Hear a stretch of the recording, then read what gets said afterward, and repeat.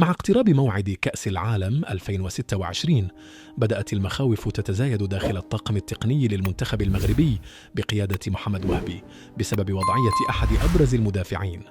الحديث هنا عن عيسى ديوب الذي يعيش فترة غير مستقرة مع نادي فولهام رغم ظهوره الجيد مؤخرا مع أسود الأطلس.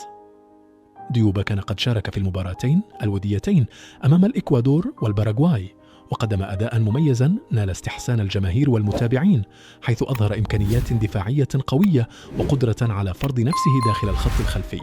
لكن المفارقة أن هذا التألق الدولي لم ينعكس على وضعيته مع ناديه، إذ بقي على دكة البدلاء في آخر مباراتين بالدوري الإنجليزي الممتاز أمام برينتفورد وليفربول دون الحصول على دقائق لعب. هذا الوضع يثير قلقا كبيرا لدى الطاقم التقني، خاصة أن الجاهزية البدنية والإيقاع التنافسي يعتبران عاملين حاسمين في اختيار اللائحة النهائية للمونديال.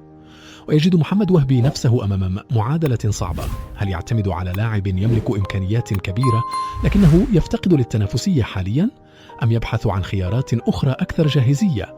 ورغم هذه الإشكالية تبقى المؤشرات الأولية إيجابية بخصوص إمكانية تواجد ديوب ضمن القائمة النهائية، خاصة بالنظر إلى المستوى الذي قدمه مع المنتخب.